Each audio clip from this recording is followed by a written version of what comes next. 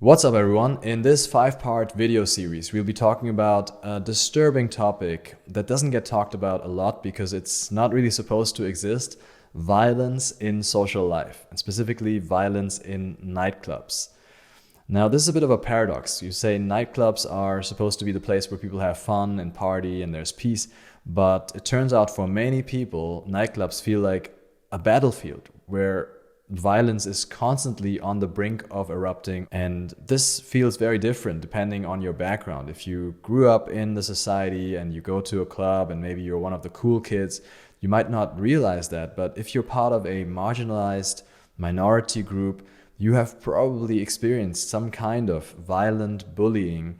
And I've certainly experienced my fair share of it. And in this video series, I'll be sharing some of those horror stories and what happened exactly and how I responded, and also how I wish I had responded now that I'm wiser and I have hindsight, so that you can be better prepared for those kinds of tricky situations. But before we get into the details, for those of you who don't know me, my name is Sahil Prabhat Rudolph. I'm a social confidence coach and I help predominantly men with immigration background who want to build that kind of confidence that is necessary to walk up to attractive strangers in real life and invite them into their lives for lasting relationships here in the West. And over the last 9 years of doing this professionally, I've gone to every kind of social venue you can imagine. I've gone to hundreds of nightclubs all over the world with my clients.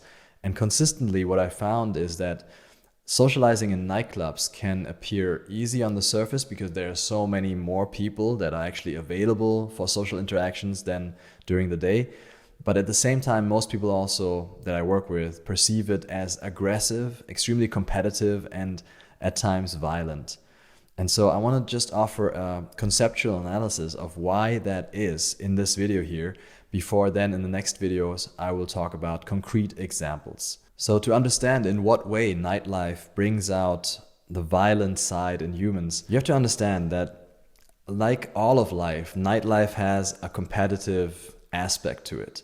Now, this is particularly pronounced in nightlife because a big part of nightlife is the status struggle and the struggle in the dominance hierarchy, especially between men. There's also clearly a sexual element to that. Nightlife has sex written all over it. It's like clear from the music, from the way people appear, from the design of the place. In some places they hide it, in some places they make it very obvious and are very brazen about it. It'll always be disguised to a certain extent so that you can always say, no, that's not what's happening, but it's usually always part of the equation. There's no denying that.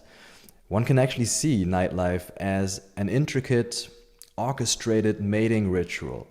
And I made a documentary film where I exposed this using Miami Spring Break Party as an example. And in that film, you can also see how this power struggle actually leads to violence erupting. That's a very common aspect of these kinds of mating rituals in the animal kingdom. There will usually be males competing and usually there will be violence involved. That's part of that animalistic nature that is being brought out by nightlife. And that's not necessarily a very bad thing. I think it's important to recognize that we have this animalistic side in us, and you just have to know that in that setting where those forces are at play, you cannot use the same rules that you use in your everyday life. It's like a boxer coming to an MMA fight and saying, I'm gonna only throw punches because that's what's legal in boxing. If everyday life is boxing, then nightlife is MMA. If you put two people of a similar weight category and similar skill level into a ring, but one is only punching, the other can do all the MMA dirty tricks, the MMA fighter is gonna win. So if you want to really participate in nightlife and win, you have to learn those different rules. And that's obviously one big filter where a lot of people will say, no, I don't want to use ugly tricks. And then they're basically excluded from nightlife. And that's one very intentional part of the design where the people who succeed in nightlife actually have an interest in keeping it that way, because that way they keep a lot of the competition out. A lot of people just don't show up to nightlife because they know it's a place where in the end a lot of physical strength, a lot of actual violence is used to advance one's interest, and they don't want to enter this kind of barbarian environment. And this also has the welcome side effect that the fact that you are in a nightclub actually holds a lot of informational value for everyone around, the men and the women. Just by being in a nightclub, you communicate a lot. You actually communicate that you are strong enough to face physical altercations. So everyone in the nightclub knows that you must be rather fit.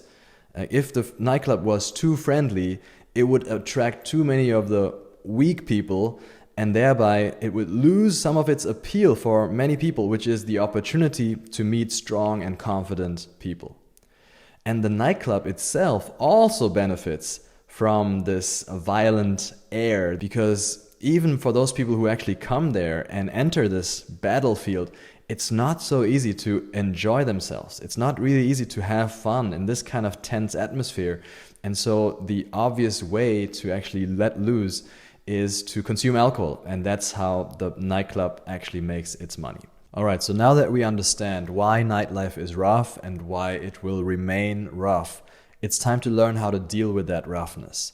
And even though the roughness usually doesn't escalate to full-on violence, the first thing that you need here to enter this space as someone who might not be used to it is a contingency plan for those most extreme cases. Even though those cases are very rare, where actually the violence erupts, you need to know what you're gonna do if it does erupt.